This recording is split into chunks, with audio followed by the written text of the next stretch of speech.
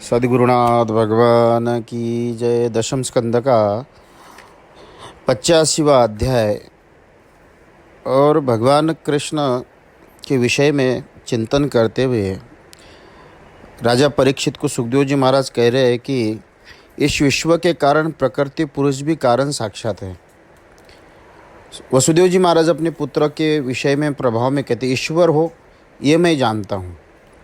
जहाँ परमात्मा को स्वयं कहते हैं कि नारायण आप स्वयं ही इस विश्व को धारण पालन संहार करने की क्षमता आप में है। हे महायोगी संकर्षण, जिसके कारण जिसके लिए जिसको जो जैसे और जब ये संसार स्थित है ये किया जाता है, सब भोग भक्तों को निर्यात साक्षात आप ही हो। हे कृष्ण, आप तो अजन्मा हो, सो अपने रचे हुए इस अनेक प्रकार के जगत में अपने रूप में प्रवेश कर क्रिया शक्ति और ज्ञान शक्ति को होकर उसका पोषण भरण करते हो।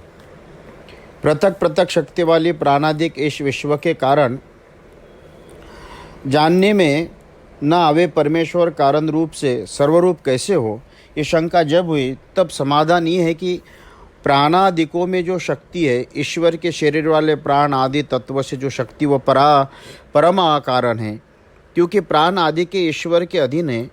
और जैसे तीर में वेदनी की स्वतंत्र शक्ति नहीं है किंतु पुरुष की शक्ति से वेदता है, उसी प्रकार प्राणादिकों में ईश्वर की शक्ति है। प्राणादिक जड़ है, ईश्वर चैतन्य है।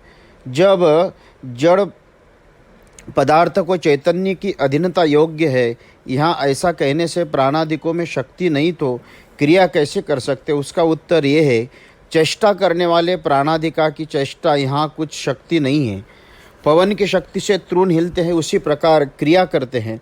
चंद्रमा की कांति, अग्नि का तेज, सूर्य की प्रभा, नक्षत्र की बिजलियों, स्फुर सत्ता, पर्वतों की स्थिरता, पृथ्वी की आराधना तथा गंध, ये संपूर्ण तुम्हारी ही शक्तियाँ है।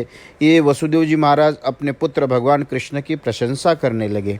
हे देव, जल तृप्ति करने की शक्ति, जीवन करने की शक्ति, उसका रस सब तुम ही हो। वायु के का जो वोज है, सब बल चेष्टा गति है, वह सब तुम्हारा ही रूप है। दिशाओं में खालीपन, दिशाएं समस्त तुम्हारी ही रूप है। आकाश तथा आकाश में शब्द रूप गुण तुम्हारी ही रूप है। वाणी आकर नाम रूप कहने में न आवे, सो सब तुम ही हो। नेत्रों में दर्शन शक्ति, कानों में श्रवण शक्ति, जिह्वा में रसन शक्ति, ग्रहण शक्ति, इंद्रियों में विषयों ग्रहण करने की शक्ति तुम ही हो।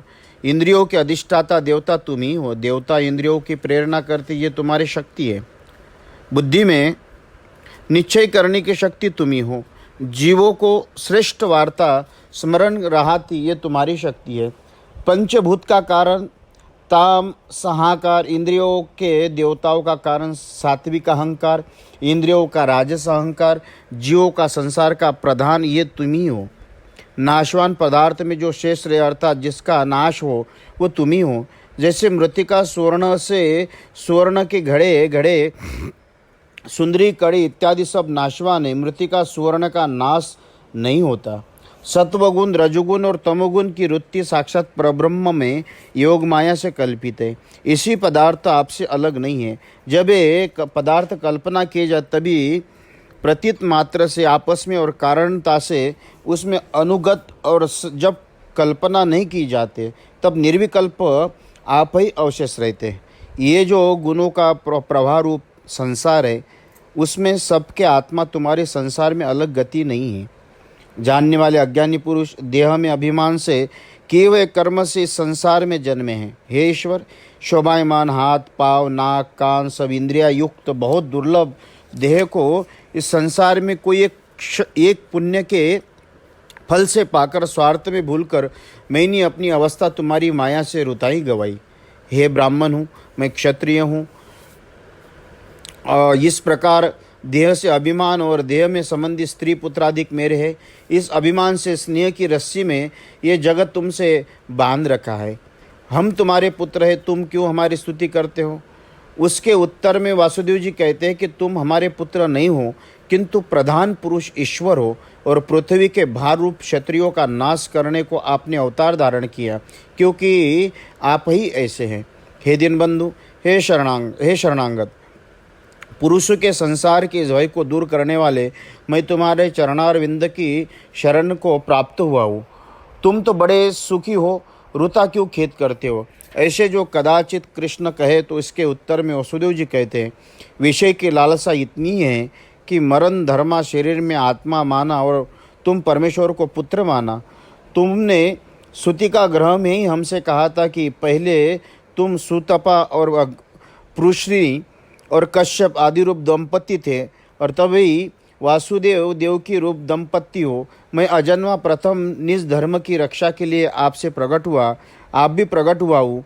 आप असंग रहकर भी अनेक अवतार धारण करते हो, छोड़ते हो। सर्वव्यापक आपकी विभूति माया को कौन जान सकता? सुखदेव जो बोले, राजन, यादवों में श्रेष्ठ कृष्ण ने इस प्रकार पिता के वचन सुन अधीनतापूर्वक नम्र हो मनोरवाणी से कहा। भगवान बोले, हे पिता, हम पुत्रों के विषय में आपने जो तत्व समझा, भली भांति निरूपण किया, सो तुम्हारे वचन हम यथार्थ मानते। हे यदुश्रेष्ठ पिता, तुम और बड़े भ्राता बलदेव जी तथा द्वारकावासी यादव स्थावर जंगम जगत के ब्रह्म रूप जाने। यहाँ एक शंका है कि नाना विकारवान ब्रह्म रूपता कैसे बन सकती। इसके उत्तर में कहते कि आत्मा एक स्वयं प्रकाश नित्य है, सबसे पृथक निर्गुण है और अपने रचे सत्वगुण रजोगुण तमोगुण और उत्पन्न देह में बहुत प्रकार प्रतीत होता है।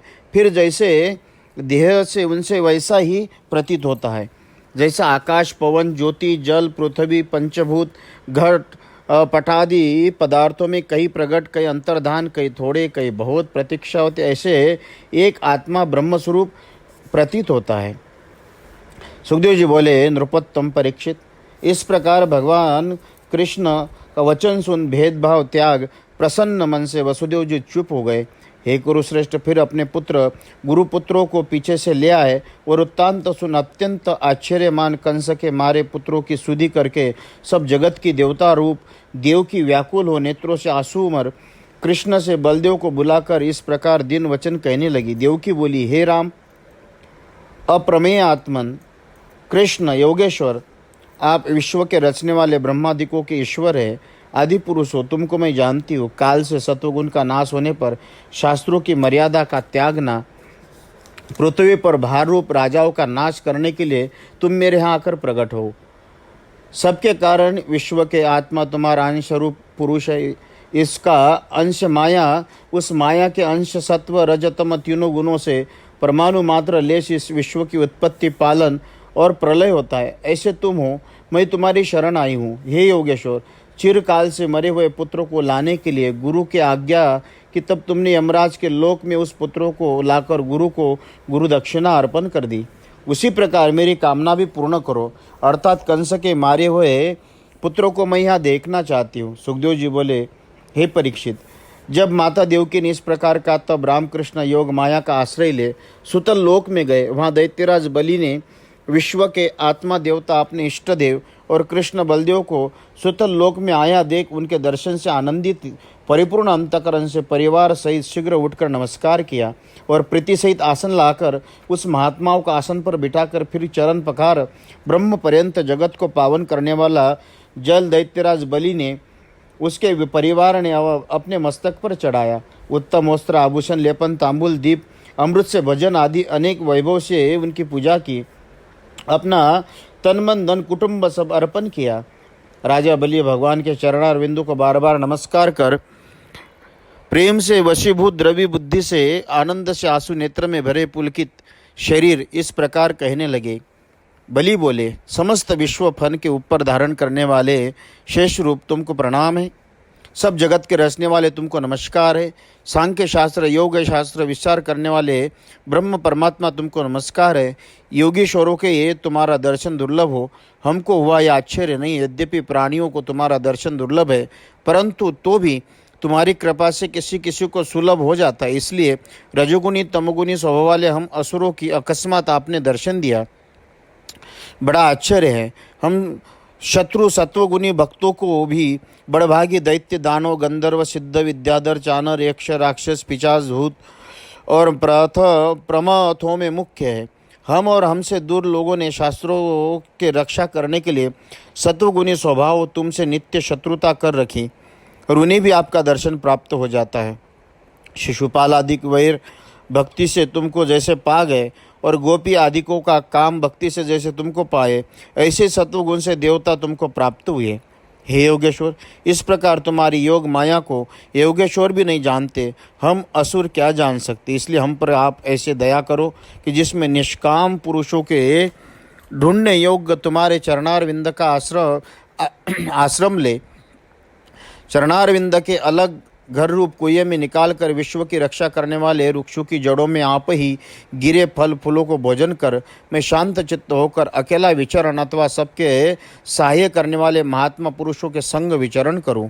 हे प्रभु, सब जीवों के स्वामी, हमें शिक्षा देकर पाप रहित करो, जिस शिक्षा को श्रद्धापूर्वक पालन से पुरुषों के विधि निषेध रूप वचन छूट जाते हैं। भगवान बोले, इस स्वयंभू मनवंतर में मरीचि प्रजापति की उर्णा स्त्री में 6 पुत्र हुए। एक समय देवता रूप 6 पुत्र अपनी कन्या के पीछे भागे ब्रह्मा जी को देखकर हंसे। इस पाप कर्म से असुर योनि को प्राप्त हुए। फिर उन्होंने हिरण्यकश्यप से जन्म लिया। वही 6 ने हिरण्यकश्यप के यहाँ से योग माया की प्रेरणा से देवकी के उदर में जन्म लिया, जो कंस के हाथ से मारे गए। सो अब तुम्हारे पास है। इन्हें देवकी अपना पुत्र मानकर सोच करती है। माता देवकी के शोक दूर करने के लिए यहाँ से वो 6 पुत्रों को ले जाएंगे। इसके उपरांत शाप से छूटे हुए खेद रहित होकर देवलोकों में जाएंगे। स्मर, उद्विग, परिस्वंग, पतंग, शूद्रभूक और घृणी, ये 6 पुत्र सो मेरे प्रसाद से मुक्त हो जाएंगे। सुखदेव जी बोले, हे राजन, इस प्रकार तब राजा बलि से पूजित कृष्ण बलदेव उन पुत्रों को संग ले द्वारकापुरी आकर माता देवकी को दे दिए। पुत्र के स्नेह से जिन्होंने स्तनों में से दूध चुवे, ऐसी देवकी उन बालकों को देख गोद में बिठाकर छाती से लगाया। बारंबार माता सूंघने लगी। सृष्टि को उत्पन्न करने वाले विष्णु भगवान की माया से मोहित पुत्रों की छाती से लगाने के कारण मग्न देवकी प्रसन्न होकर पुत्रों को स्तन पिलाने लगी।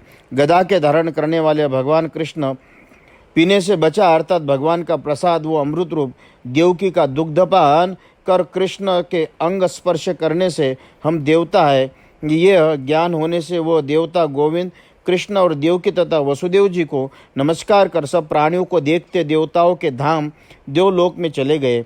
भरत बोले, हे परीक्षित, मरे हुए पुत्रों का आगमन फिर गमन देखकर विस्मित देवकी जान लिया कि ये कृष्ण की रची हुई माया है, अनंत शक्ति है। परमात्मा भगवान कृष्ण ऐसे आश्चर्ययुक्त अनंत चरित्र। सुध जी बोले, सौनी को व्यास नंदन महात्मा सुखदेव जी ने कहे हुए और सब जगत के पापों को दूर करने वाले भक्तों का आनंददायक अमृत रूपी कीर्ति मुरारी भगवान के चरित्रों को भगवान चित्त लगाकर जो पुरुष श्रवण करे अथवा करावे, पुरुष माया से रहित होकर भगवान के परम धाम को प्राप्त हुए। इति श्रीमद्भागवते महापुराणे दशम स्कंदे उत्तरार्धे भाषाटिकायां मृताग्राज नयनम नाम पंचशतमो अध्यायः।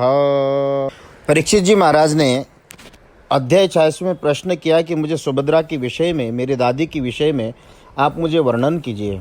प्रश्न सुन सुखदेव जी बोले कि कुलभूषण, एक समय सामर्थ्यवान अर्जुन तीर्थ यात्रा करने के लिए पृथ्वी पर भ्रमण करता प्रभास तीर्थ में पहुंचा। वहां जाकर अपने मामा की पुत्री सुभद्रा को बलदेव जी की दुर्योधन को ब्याह देने का और वसुदेव जी को इसमें सम्मति नहीं है, ये बात सुन उस सुभद्रा को लेने की इच्छा से अर्जुन सन्यासी बन 3 दंड धारण कर द्वारकापुरी में आया।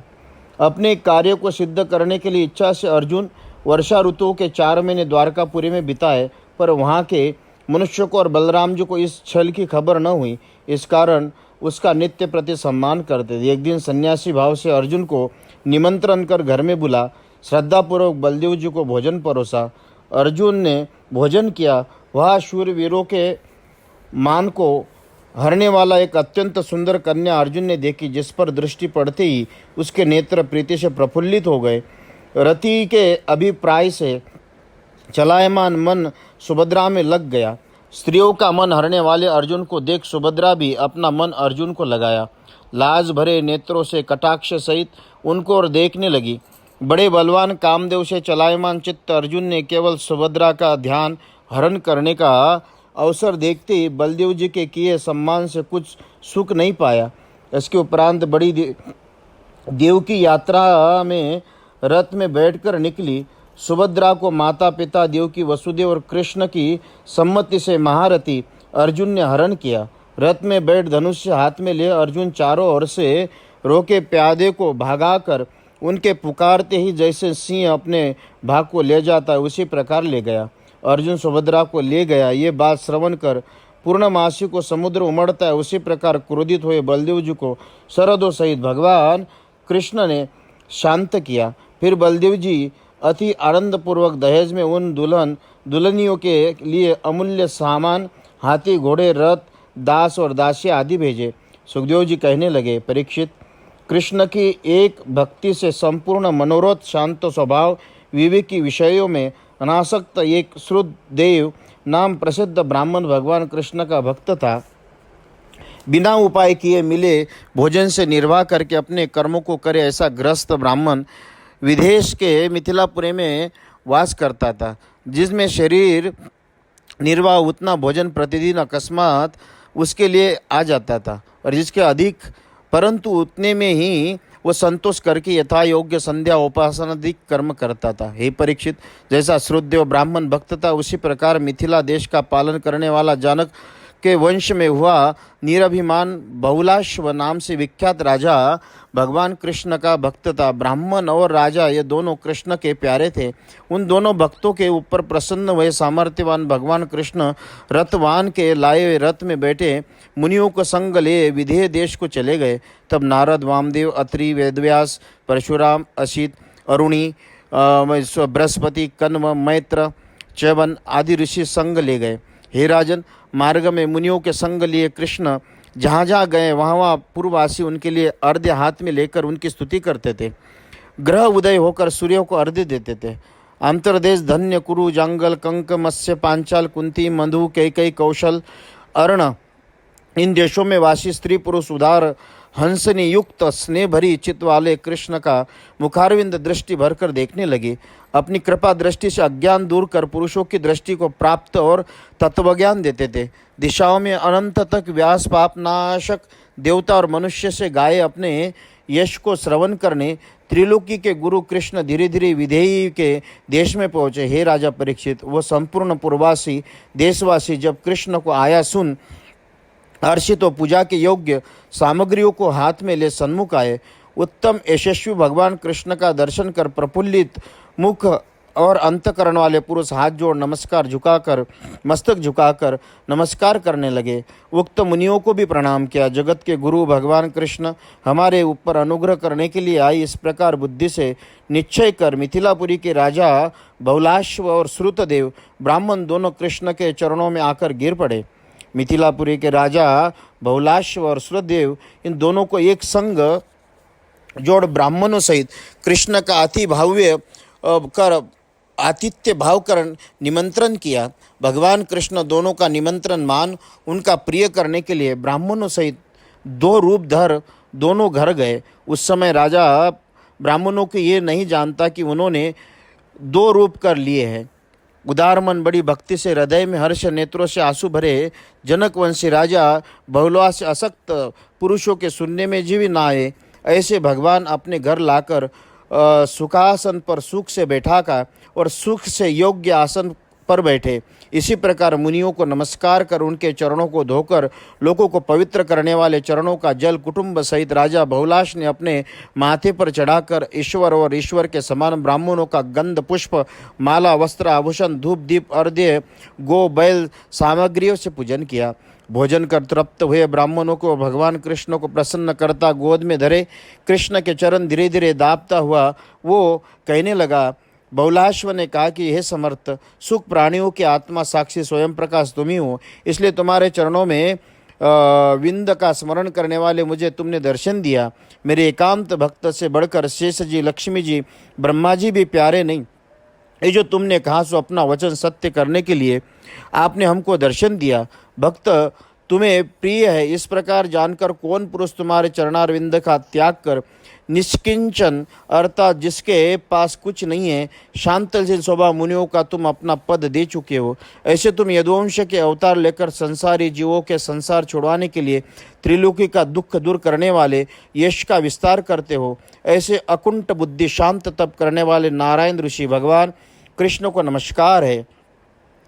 बहुलाश ने जब इस प्रकार बहुत प्रार्थना की, तब लोकों के पवित्र करने वाले भगवान कृष्ण मिथिलापुरी के पुरुष स्त्रियों को कल्याण करने के लिए कुछ एक दिन तक वास किया। जैसे जनक वंशोत्पन्न बहुलाश्व राजा को प्राप्त हुए, उसी प्रकार श्रुतदेव ब्राह्मण भी आया देख कृष्ण उस मुनियों को नमस्कार कर अत्यंत हर्षित नाचने लगा। तृण पत्र लाकर बिछा और कुशा के आसन पर ब्राह्मणों सहित कृष्ण को बिठाकर भले आए। इस प्रकार बढ़ाई कर स्त्री सहित श्रुतदेव ब्राह्मण उनके चरण धोने लगा और प्रसन्नता से पूर्ण मनोरथ बड़भागी श्रुतदेव ब्राह्मण ने चरणारविंद को धोवन जल से आत्मा से संपूर्ण कुल को पवित्र कर आम्ल आदि फलों से मंगल रूप अमृत से समान मधुर जल से तथा सुगंध युक्त मृतिका तुलसी कुश और अनायस लवलो पूजा की सामग्री सत्वगुण को बढ़ाने वाले शुद्ध अन्न से श्रुतदेव ब्राह्मण भगवान कृष्ण का पूजन करके आराधना करने लगे।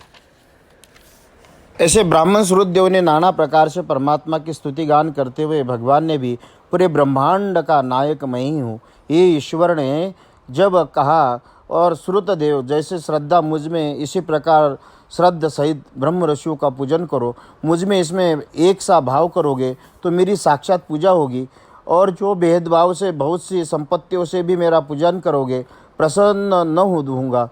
इतनी कथा सुनकर सुखदेव जी बोले, हे महाभाग परीक्षित, इस प्रकार भगवान कृष्ण से आज्ञा पाकर श्रुतदेव ब्राह्मण कृष्ण के सब ब्राह्मणों को एक भाव से आराधना कर सुंदर गति को प्राप्त हुआ। मिथिलापुरी के राजाओं भी सुंदर गति को पाई। ये राजन, इस प्रकार भक्तों को और प्रीति करने वाले भगवान कृष्ण अपने भक्त बहुलाश्व और श्रुतदेव को यहाँ वास कर सन्मार्ग अर्थात उपासना कांड, ज्ञान कांड, कर्म कांड तीनों का उपदेश कर द्वारकापुरी में आकर सुशोभित किया। इति श्रीमद्भागवते महापुराणे दशम स्कंदे उत्तरार्ध भाषाटिकायां श्रुतदेव अनुग्रहो नाम षोडशीतमोऽध्याय।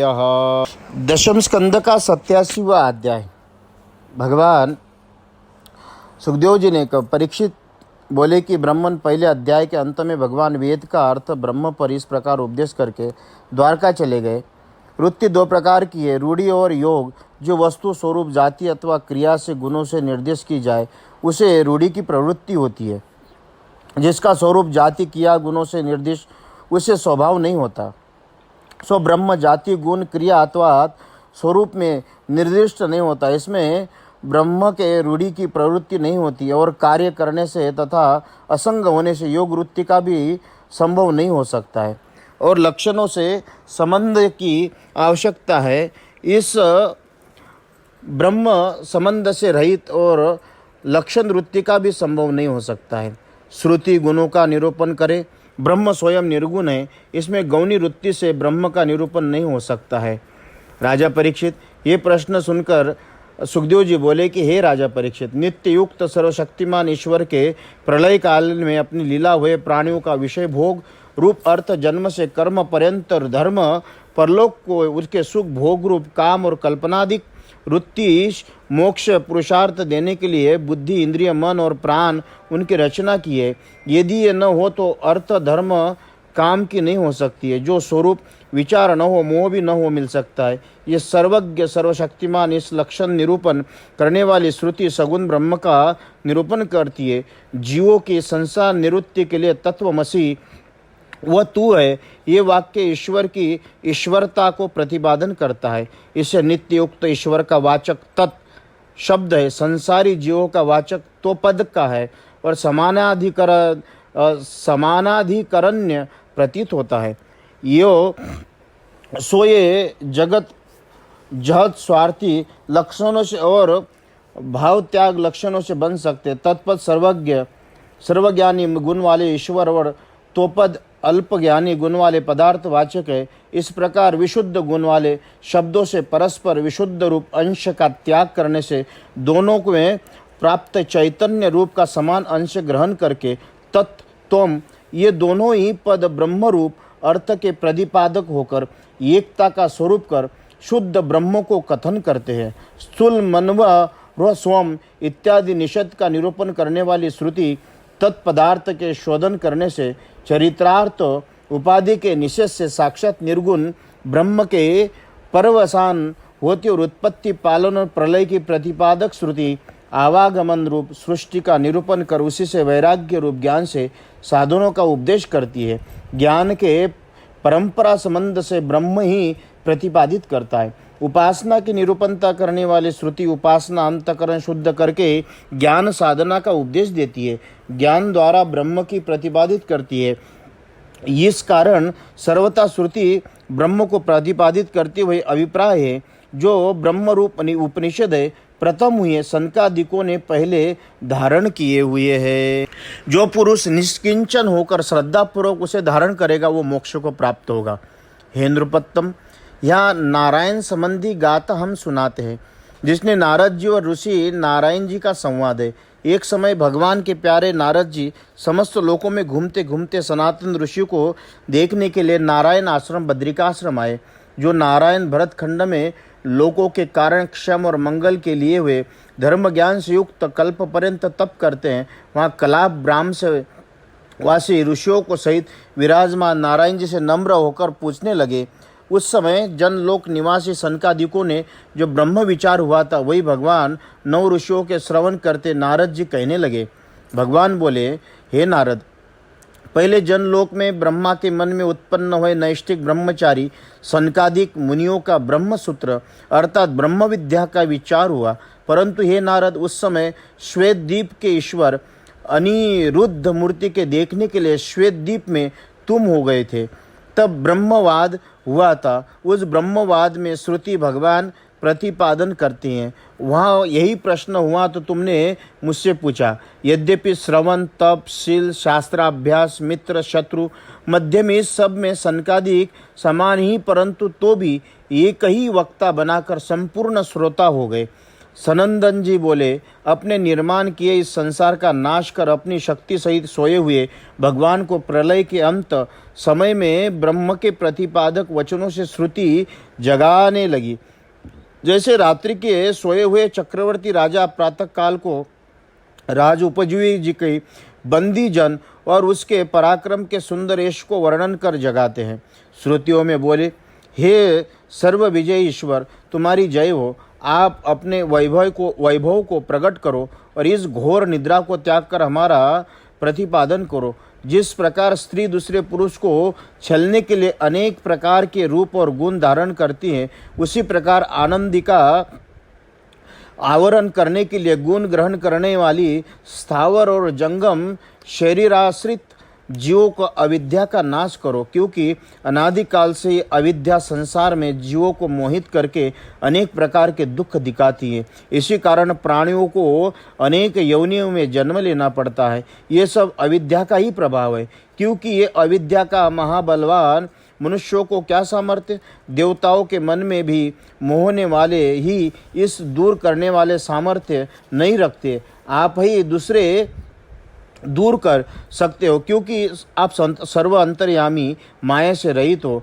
महागंभीर संसार सागर से पार उतरकर मोक्ष को देने वाले आप ही इसके लिए बारंबार आपसे निवेदन है कि आप इस जीवों पर अनुग्रह करके इस महाप्रबल अविद्या का नाश करो, क्योंकि माया आपके वंश होने से सब ऐश्वर्य आपको स्वरूप को ही प्राप्त होता है। इसी कारण अविद्या आपसे किसी प्रकार का द्वेष नहीं लगता और आप सनातन धर्म पालते हो। भक्तों की रक्षा करने के लिए जगत के अनेक अवतार धारण करते हो। ये सर्व प्राणियों के बोध करने वाले परमेश्वर सृष्टि के आदि समय में माया करके क्रीड़ा करते हो और आनंद स्वरूप आत्मा करके वर्तमान भगवान वेद प्रतिपादित करता है। आपकी संपूर्ण शक्तियों को जानने वाले हो। आप अखंडित और ज्ञान शक्ति से जीवों का अज्ञान दूर करते हो। इस विषय में ही प्रमाण है। यदि कहो कि मंत्रों में अग्नि आदि देवताओं का प्रतिपादन देखने में आता है, वे भी सब तुम्हारे स्वरूप में ऐसा ज्ञान जानता है, क्योंकि ये तो कुछ दृश्यमान है और होने पर भी अवशेष रहते हैं। इस कारण जगत की उत्पत्ति नाश आपस में ही होती है। जैसे घटादिकों का उदय अस्त मृतिका में होता है। मंत्र दृष्टया ऋषियों के मन और वचनों का तात्पर्य तुम्हारे विषय में अनन्य नहीं है।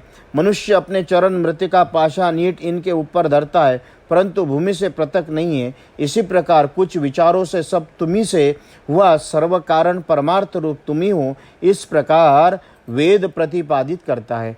हे त्रिगुण, माया मृग को नचाने वाले विवेकी पुरुष तुम्हारे अखिल लोकों में मल नाश करने वाले कथारूपी अमृत के समुद्र को सेवन करने के पाप और दुखों का त्याग देते हैं। ये परमात्मा की कथा का सेवन करना ही तन मन धन से कायिक वाचिक मन से केवल पापों का विनाश होता है। जब तुम्हारी कथा मात्र से ही पापों का नाश हो जाता है, तब फिर स्वरूप का स्मरण कर अंतकरण के गुण रागादिक और काल के गुण जरादिक जिनके निरुक्त होगा, इसमें क्या आश्चर्य है। हे प्रभु, तुम्हारे परम अखंड आनंद अनुभव स्वरूप भजन करके दुखों को त्यागे, इसमें कहीं नहीं किया। जो पुरुष तुम्हारा भजन नहीं करते, इनकी निंदा है, और प्राणधारी तुम्हारा भजन करते हैं, उनका जन्म सफल है, इस प्रकार स्मृति कहती है। अथवा जो प्राणधारी तुम्हारा भजन करके श्वासों को पूर्ण करते हैं, वही सफल जन्मा है। और जो बिना भजन किए श्वास लेते हैं, वो लुहार की धोकनी के समान रुता श्वास है। तुम्हारे भजन के बिना कृतज्ञियों को फल की सिद्धि नहीं होती। जिसके अनुग्रह से महत तत्व अहंकारादिक तत्व इस प्रकार देह को रचते हैं, उस देह में अन्नमय मनोमय विज्ञानमय आनंदमय कोष देह प्राण मन बुद्धि ज्ञान कहलाते। उनमें प्रवेश करके उन आकाश से चेतन करने वाले तुम ही हो। इस प्रकार वेद में अंत में वर्णन किया। अन्नमयादिक आकार वाला पुरुष अन्नमयादिकों में मिल जाता है। यद्यपि ये बात सत्य है, परंतु तो भी तुम्हारा असंगत्व नहीं मिटता है। अन्नमयादिक अंत में ही इसलिए पृच्छ से वर्णन करते हैं। स्थूल सूक्ष्म से परे हो, इनमें अविशेष रूप से। इस कारण सत्य शाखा चंद्र से तुल्य शुद्ध रूप दिखाने के लिए अन्नमयादिक संबंध कहा है। जैसे शुद्ध चंद्रमा के दिखाने के वृक्ष की शाखा का अवलंबन करते, उसी प्रकार ब्रह्मा को दिखाने को कोशादिका का अवलंबन है। हे अनंत, जो मनुष्य ऋषित्व में अर्थ में वेदों में कर्म मार्ग में स्थित होकर वेद के उदर रूपी कर्म की उपासना करते हैं, अर्थात अग्निहोत्र त्याग करते हैं, भगवत दर्शन में रुचि नहीं करते, कृप सदृश है, अर्थात उनमें नेत्रों से धुरी पड़ी हुई है, इसलिए सूक्ष्म वस्तु का दर्शन नहीं कर सकते।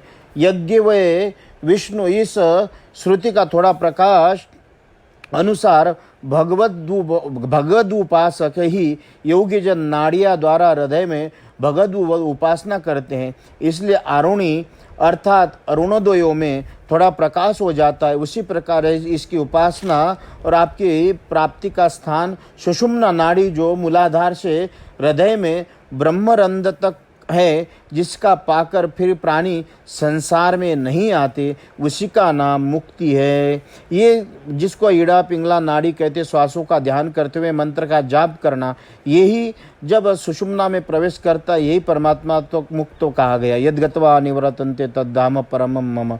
तुम सबके उपादान करते हो, इसलिए प्रथम ही वर्तमान हो। यद्यपि तुम्हारे निर्मित किए ऊंचे नीच मध्य देह में तुम्हारा प्रवेश होना संभव नहीं है, तो भी उनमें प्रवेश किए उसी प्रकार देहादिकों का अनुसरण करते न्यूनाधिक प्रतीक होता है। जैसे अग्नि तारतम्य रहित है, परंतु काष्ठ में व्याप्त होने से उसी के समान प्रतीत होता है, उसी प्रकार आपको सब उपाधियों से रहित समान एक रस जानकर दोनों लोक में कर्म फल रहित उज्ज्वल बुद्धि वाले मनुष्य असत्य देहादिका में सत्य मानकर आपकी उपासना करते। अपने कर्मों से प्राप्त हुए नरकादिकों को देह में ये जीव भोक्तृत्व से वर्तमान और भीतर बाहर आवरणीय रहित संपूर्ण शक्तियों का धारण करने वाला तुम्हारा अंश है। इस प्रकार पंडित जीवों की गति विचार, वेदों की उत्पत्ति स्थान और संसार को छुड़ाने वाले तुम्हारे चरणों को उपासना कहते हैं। इसी प्रकार विश्वास पूर्वक अर्चन वंदन यही मृत्यु और लोक में उचित है। हे ईश्वर, दुर्बोध आत्म तत्वों को जानने के लिए अवतार धारण करने वाले तुम्हारे चरित्र रूपी अमृत समुद्र को अवगाहन कर श्रम रहित कोई एक तुम्हारे चरण कमल में अवगाहन कर हंस सके। भक्त मोक्ष की इच्छा नहीं करते, तुम्हारे समान रमन करते। ऐसे भक्तों के संग के लिए घर भी उन्होंने त्याग दिए। जब ग्रहाधिक त्याग दिया तो परलोक सुख की क्या कथा है। इसलिए आपकी भक्ति मुक्ति से अधिक है। तुम्हारी सेवा का साधक ये शरीर आत्मा शुद्ध और प्रिय के समान स्वाधीन है, तो भी सन्मुख स्थित हितकारी प्यारे आत्मा का आपका साक्षात भाव से भजन नहीं करते। जिसको कहा गया है दी के लालन पालन करने में पड़े रहते, ये बड़े कष्ट की बात है। मिथ्या भूत देहादिकों से, सेवन से, असत उपासना से, वासना से नीचे देह वासन करने वाले बड़े भयरूप संसार में भ्रमण करते, इसलिए आत्मघाती है। प्राण मन इंद्रिया जीत कर योग के करने वाले मुनि लोग हृदय से जिनकी उपासना करते, जिन तत्वों को योग द्वारा प्राप्त हुए उस प्रकार से शत्रु भी तुम्हारे स्मरण प्राप्त करते हैं, तथा शेष के शरीर से तुल्य तुम्हारे भुजदंडों को आसक्त बुद्धि से तुमको प्राप्त हुई। इस प्रकार हम कहते हैं आपकी कृपा दृष्टि समान और तुम्हें देशकाल परिचित रहित तुम्हारा प्रताप ऐसा है कि जो जिस भाव से आपका ध्यान करे सब तुम्हारे चरण कमल की प्राप्ति होती है। हे भगवान, इस संसार में पूर्व सिद्ध तुमको आधुनिक उत्पत्ति विनाश के पुरुष कैसे ला जानेंगे, अर्थात नहीं जानेंगे। तुम ब्रह्मा उत्पन्न हो, ब्रह्मा के पीछे आध्यात्मिक आदिदैविक आदि भौतिक गण उत्पन्न हुए, इसके पीछे जब चराचर उत्पन्न हुआ, इसलिए सब का वृत्तांत आप भली भांति जानते हो, क्योंकि आप ही सबके पूर्व अनादि। फिर आपके पीछे उत्पन्न होने वाले नाशवान कौन मूर्ख कह सकता है। जिस समय तुम सबका संहार करते शयन करते उस समय जीवों का ज्ञान साधन नहीं रहता। प्रलय के समय स्थूल आकाशादिक नहीं तथा सूक्ष्म से आरब्ध शरीर भी नहीं और शरीर का कारण रूप काल का विषय भान भी नहीं रहता। इस समय इंद्रिय प्राणादि कुछ नहीं है, सबको जानने वाला पुरुष भी नहीं रहता। तात्पर्य यह है कि पूर्व काल में पुरुष अपने पीछे वह वृत्तांत को जानते, परंतु पीछे उत्पन्न हुए पूर्वजों का चरित्र नहीं जान सकते। जिस प्रकार पिता तो पुत्र के वृत्तांतों को भले प्रकार जानता है, क्योंकि उसके सामने उसका जन्म और सब कार्य हुआ, परंतु पुत्र पिता का वृत्तांत किस रीति से नहीं जान सकता, क्योंकि जब उसका जन्म कर्म ही उसके आगे नहीं हुआ, फिर उसका भेदभाव को ये कैसे जान सकता है। इसी कारण आपके पीछे हुए प्राणी आपको नहीं जान सकते, उसके आपका भजन करना ही उचित है। मिथ्याभूत जगत की उत्पत्ति और अर्थात ये पहले ही नहीं था। इस प्रकार वैशिकाधिक आचार्य कहते हैं कि जीवों में ब्रह्मत्व नहीं है, परंतु योग साधन से हो जाता है। ये योग शास्त्र वाले कहते हैं 21 प्रकार के दुखों का नाश मोक्ष है। इस प्रकार न्यायिक कहते हैं कि सांख्याचार्य आत्मा के भेदभाव मानते हैं, कर्म फल के व्यवहार को मीमांसा तक सत्य कहते हैं, सो संपूर्ण आरोपित भ्रम से ही उपदेश करते हैं। तत्व दृष्टि से उपदेश करते वास्तव में पुरुष त्रिगुणमय है, इनका कहना सत्य है, सो नहीं त्रिगुणमय पुरुष। ये मेरा भेद तुम्हारे लिए अज्ञान से किया है, तुम अज्ञान से संग रहित ज्ञान धन हो, इसलिए तुमको अज्ञान का होना संभव नहीं है। जो असत नहीं उपजे और त्रिगुणमय रूप नहीं है, वो इसमें निविदित होता। ये सब प्रपंच और पुरुष संपूर्ण तुमसे भिन्न नहीं है, सो उसके स्वरूप से सत्य की प्रीति से किए संभव है। मनोमात्र विकसित त्रिगुणात्मक प्रपंच मिथ्या है और सो सत्य कैसे प्रतीत हो सकता है। इसके उत्तर में कहते हैं कि तुम अधिष्ठान हो, इस कारण तुम्हारी सत्ता से सत्यता प्रतीत हो सकती है। ये केवल निषेध से प्रतीत हुआ, अर्थात अभिप्राय से मनुष्य के पुरुष की भिन्न जो सत्व प्रतीत होता है, जो मनोमात्र विलास है, आत्मा के जानने वाले इस भोक्ता और भोग्य रूप जगत को स्थित हुई आत्मा की सत्ता वाला कहते हैं। आत्मा से भिन्न सत्ता वाला नहीं मानते। आत्मा का कार्य है, इसलिए भिन्न नहीं है। जैसे स्वर्ग के विकार कुंडलाधिक आभूषणों से स्वर्ग के लेने वाले त्याग नहीं करते, किंतु जैसे स्वर्ग ही जानकर ग्रहण करते, इस प्रकार अपने किए विश्वों को प्रविष्ट पुरुष रूप जीव की ही आत्मा है, ये निश्चय है। परमात्मा को सर्वत्र जान लेना और भक्ति न करना, ये बात नहीं उसकी सदा भक्ति करना, क्योंकि आपको संपूर्ण पदार्थों में स्थित जानकर तुम्हारी सेवा करते हैं। संसार को तिरस्कार कर मृत्यु को मस्तक पर चरण धर मुक्त हो जाते हैं और तुमसे विमुख तुम्हारे अभक्त है उन्हें पशुओं के समान। हे प्रभु, तुम इंद्रियों के संबंध से रहित हो, समस्त प्राणियों को इंद्रियों की शक्तियों को प्रवृत्त करते हो, अपने स्वरूप में ही प्रकाशमान हो। स्वतः सिद्ध ज्ञान शक्ति होने से तुमको इंद्रियों की अपेक्षा नहीं है। इस कारण विश्व के रचने वाले ब्रह्मादिक इंद्रादिक देवता संपूर्ण माया से तुम्हारी पूजा करते हैं। मनुष्य का दिया हव्य कन्यादिक बलि भक्षण करते, जैसे संपूर्ण पृथ्वी के ईश्वर चक्रवर्ती राजा खंड मंडलों को राजा भेंट करते हैं, आप अपनी प्रजा को भेंट लेते हैं। इसी प्रकार ब्रह्मादिक तुमको भेंट देते हैं। जिन्हें आपने अधिकार दे रखा है उसी अधिकार को तुम्हारे भय से पूर्ण करते हैं। ये नित्य मुक्त, जिस समय तुम्हारा विहार उसी समय आपकी दृष्टि से प्रकट हुआ। कर्मयुक्त लिंग शरीर से स्थावर जंगम जाति के जीव उत्पन्न होना, यदि उत्तम मध्यम अधम सृष्टि होने से उन जीवों के पूर्व कर्म निमित्त न माने, तो मन वाणी से परे शून्य भाव से बराबरी के करने वाले आकाश के सदृश संपूर्ण में संभाव और परम दयाल आप में विषमता का लेश भी नहीं है, क्योंकि तुम्हारी दृष्टि में कोई अपना पराया नहीं है, इसलिए आपका भजन ही मुख्य है। जो जीव अनंत रूप से नित्य और सर्वव्यापी है वो पक्ष हमारा नहीं, क्योंकि यदि जीव वास्तव में अनंत नित्य उसी व्यापक हो, व्यापक आदि गुणों से आपके समान हो गए, तब आप उनके नियंता नहीं हो सकते। ये सब न माने आपसे उनका नियम संभव न हो, क्योंकि वस्तु उपाधि से जिस पदार्थों का विकार रूप वो पदार्थ उस वस्तु का निश्चय नियंता होता है, क्योंकि उनमें अनुस्यूत रहा पदार्थ कारणों से उस वस्तु का त्याग नहीं करता। तुम्हारे स्वरूप में यत् तत् शब्द के अतिरिक्त तो कुछ नहीं कहा जाए, ऐसे नहीं है, क्योंकि हम ब्रह्म को जानते, इस प्रकार जो कहते वो ब्रह्मा स्वरूप कुछ भी नहीं जानते, क्योंकि ब्रह्म किसी का विषय नहीं है। जानने में आता वो अनात्म पदार्थ है। प्रकृति और पुरुष का जन्म संभव नहीं है, क्योंकि प्रकृति पुरुष अजन्मा है, इसलिए प्रकृति पुरुष के संबंध से जीव जन्म लेता है।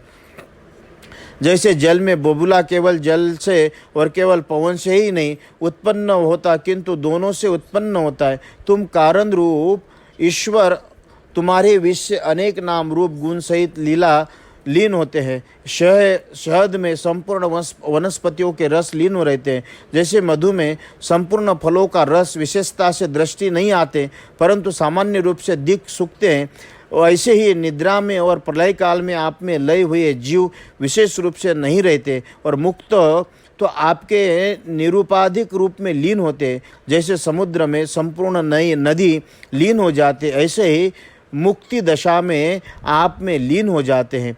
जीवों के विष तुम्हारा माया से बारंबार जन्म मरण रूप भ्रमण जानकर सुबुद्धि संसार से निवृत्त करने वाले तुम्हारी विषय भावना करते हैं, तो तुम्हारी शरण होकर भजन करते, उसको संसार का भय नहीं होता, क्योंकि शीत उष्ण वर्षा वाला सत्व रूपी काल तुम्हारा भृंग रूप और जो तुम्हारे शरण नहीं है उनके रक्षक नहीं, किंतु भयकारक हो, इसलिए बुद्धिमान पुरुष तुमसे भाव करते हैं। शंका, जो इस प्रकार जगत नित्य कहा है तो मिथ्या किस प्रकार है? समाधान, कर्मफल को नित्य कहना वेद का तात्पर्य नहीं, किंतु उस वाक्य से कर्म की स्तुति की है। यदि वेद फलों को नित्य मानता है तो जैसे आप परिश्रम से उत्पन्न किए पदार्थ कालांतर में क्षीण हो जाते, उसी प्रकार परलोक में पुण्य का सुख कालांतर से नष्ट हो जाता है। क्षीण्य पुण्य मृत्यु लोकम विषंति। इस प्रकार कर्म श्रद्धा से भार से जिसकी बुद्धि मंद हो गई वो वेदवाणी गौनी लक्षण वृत्ति से डालकर भ्रमयुक्त कर देता है। इसी ये यथार्थ वेद के तात्पर्य योग का न जानकर कर्म फल को नित्य मानते, कर्म से अंतकरण शुद्ध होता, इस बात को नहीं जानते। आशय ये है कि जैसे मकड़ी अपने से तंतु निकाल फिर आप ही ग्रहण कर लेती, उसी प्रकार ईश्वर जगत को उत्पन्न कर अपने में लय कर लेता है। वास्तव में शुद्ध इसलिए द्वैत सिद्ध है, मिथ्या से द्वैत भासता है। यह हम कारण से सत्य कहेंगे। जगत सत्य है, अर्थात क्रिया का करने वाला यदि न हो, सीपी में रूप से प्रतीत कैसी होती है? इसमें उत्तर में कहते कि व्यवहार के लिए अर्थ, क्रिया के लिए भ्रम इष्ट है, खोटे रूप से व्यवहार को खो जाता है। कहते हैं कि एक ठोर सत्य है और भ्रम होता है, ये प्रसिद्ध है। अत्यंत झूठा प्रपंच हो तो भ्रम न हो, इसमें सत्य है। तो कहते हैं सत्यता का प्रतिपादन करता है। चातुर्मास के पूजन करने वाले अक्षय पुण्य होता है और अमृतपान करेंगे इत्यादि वचनों से कर्म फल को ये द्वैत सृष्टि से पहले भी नहीं था और आगे भी न होगा। मध्य में आपको शुद्ध और अद्वैत रूप से मिथ्या प्रतीत होता है, ये निश्चय। इसके कारण मृतिका, सुवर्ण और लोहा आदि पदार्थों में घट, कुंडल, परशु आदि निर्माण किए हुए आकार से नाम मात्र ये। उनके कारण मृतिका, सुवर्ण, लोहादि सत्य है। इसलिए पृथ्वी, आप, तेज, वायु, आकाश आदि कार्य नाम मात्र है। उनका कारण ब्रह्मा सत्य है। इस कारण द्वैत की सत्यता से कुछ प्रमाण नहीं होता। मन में विलास से मिथ्याभूत अद्वैत की जो सत्यता मानते वही अज्ञानी है।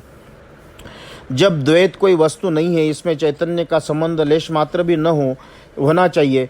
जीव अपराध से जन्म, मरण, सुख दुख की प्राप्ति करते। ईश्वर नित्य मुक्त, जिस प्रकार कर्मकांड किस कारण, इस पर कहते कि जीव माया से पड़े अविद्या का आलिंगन करते, इसलिए देह इंद्रियादिक सेवन अपने स्वरूप मानते। इसीलिए देह इंद्रियों का धर्म से युक्त हो, आनंदादिक गुणों से आवरण से जन्म मरण की प्राप्ति है।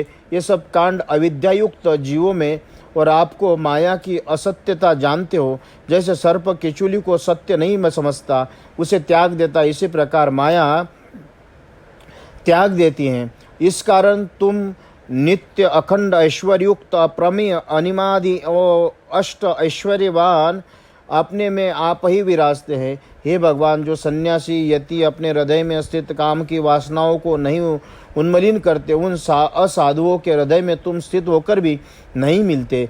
जैसे स्मृति न रहने पर कंठस्थित मणि नहीं मिलती, उस दुष्ट असाधुओं को आपकी प्राप्ति नहीं होती। इतना ही नहीं, किंतु जो इंद्रिया तृप्त करने वाले, उनको हम इस लोक में परलोक में दुख ही होता है। क्योंकि लोकों में प्रसन्न करना, धन संचय करना, भोग करना, गुप्त कार्य करना, दंड रूप नरक की प्राप्ति होती है। इसमें परलोक भी सुख नहीं होता, दोनों लोकों से भ्रष्ट हुआ।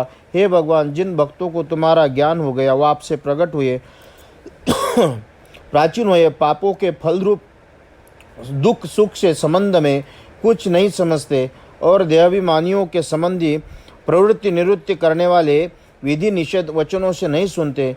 देहाभिमान रहित जो जान से कार्य का संबंध नहीं रहता। हे ऐश्वर्यवान, आप प्रत्येक युग में अवतार धारण करते, सन्मार्ग को चलाने वाले मनुष्य को जो प्रतिदिन तुम्हारे चरित्र श्रवण कर हृदय में धारण करते, उनको श्रेष्ठ गति देते हैं। जब ऐसे पुरुषों को भी किस प्रकार बाधा नहीं रहती, तत्ववेत्ताओं को कर्म ही शंका भी हो सकती है। जो पुरुष कपट प्रबंध इंद्रियों का भोग से पूजन करते, इस लोक और परलोक को दुख प्राप्त होते हैं। हे भगवान, स्वर्ग लोकाधिक पति ब्रह्मादिक तुम्हारे प्रताप को अंतों को नहीं पाते। आप भी अपने अंत को नहीं जानते, तो ब्रह्मादिक आपके अंत को नहीं जानते, इसमें क्या आश्चर्य। आपके अपने अंतों को न जानने से आपकी सर्वज्ञता सर्वशक्तिमान नष्ट नहीं होती। जैसे शशक के सिंह न मिलने से सर्वज्ञ का सर्वज्ञपन नहीं जाता, क्योंकि शशक के सिंह है ही नहीं, जिस मिले कहाँ से। इस प्रकार आपका अंत जब है ही नहीं, तो समूह काल चक्र से भ्रमण करता। इस कारण श्रुति तात्पर्य से आप ही प्रतिदिन प्रतिपादन करते हो, साक्षात नहीं कह सकते। सगुण स्वरूप को तो गुण अपार है, निर्गुण में वाणी की गति नहीं है। इस कारण तुम्हारा संपूर्ण और साक्षात निरूपण नहीं हो सकता है। अनात्म पदार्थ का निषेध कर अंत में हम श्रुति आपका ही वर्णन करते हैं, क्योंकि अविद्या के बिना निषेध नहीं हो सकता है। इस कारण निषेध की अवधि रूप आप में ही हम वेदों का तात्पर्य निकालते हैं। भगवान बोले, हे नारद, इस प्रकार ब्रह्मा के पुत्र सनकादिक वेदों की स्तुति सुनकर आत्मा की गति जान सुनंद जी की पूजा करने लगे। इस प्रकार आकाश में गमन करने वाले सृष्टि के प्रथम उत्पन्न हुए महात्मा सनकादिकों ने समस्त वेद पुराण उपनिषद का सार उद्धत किया। हे ब्रह्मा के पुत्र नारद, तुम श्रद्धापूर्वक आत्मा के अनुशासन को धारण करके पृथ्वी में यथेच्छ विचरो और आत्मानुशासन मनुष्यों की विषय वासना का नाश करने वाले हैं। इतनी कथा सुनकर योगेश्वर सुखदेव जी बोले, हे महाराज परीक्षित, इस प्रकार से नारायण के उपदेश को सुनकर कृतार्थ नैष्ठिक ब्रह्मचारी श्रुतियों के धारण करने वाले नारद मुनि कहने लगे। नारद जी बोले, भगवान कृष्ण संपूर्ण भूतों के कल्याण के लिए सुंदर अवतार धारण करते हैं। निर्मल कीर्ति कृष्ण के अर्थ नमस्कार है। उदारमन नारद आदि ऋषि नारायण उनके शिष्यों को नमस्कार कर साक्षात मेरे पिता व्यास देव के आश्रम गए और व्यास देव ने सम्मान कर आसन दिया। उसको ग्रहण कर नारद जी ने नारायण के मुख से जो श्रवण किया था वह सब व्यास जी को वर्णन किया। हे नमश्रेष्ठ, जो तुमने पूछा था वो हमने वर्णन किया। जैसे अनिर्दिश्य और निर्गुण ब्रह्म में श्रुतियाँ प्रवृत्त होती है, माया के दूर करने वाले भक्तों को भयनाशक नारायण जो अपने स्वरूप में क्षयन करते जीवों को पुरुषार्थ सिद्ध के लिए सृष्टि स्थित और संहार करते, इस संसार में आदि मध्य और अंत में नहीं रहते, प्रवृत्ति पुरुष के उदाहरण उपादान और जगत के संपूर्ण करके जीवों के साथ ही प्रबंध कर रहे, जिन्होंने जीवों को भोग देने के लिए पृथक पृथक शरीर बनाए, जीवों को अनेक भाग दे के शरीर का पालन करते, प्रमाणाधिक भक्ति करने वाले जीव उनमें प्राप्त होकर जैसे सुषुप्ति सोता हुआ शरीर में संबंध से रहित होता, उसी प्रकार देहादिक अविद्या का त्याग करते, उन्हीं नारायण का भजन करना चाहिए। इति श्रीमद्भागवते महापुराणे दशम स्कंदे उत्तरार्ध भाषा टीकायां नारायण नारद संवादे वेद स्तुतिर नाम सप्तशीततमो अध्यायः।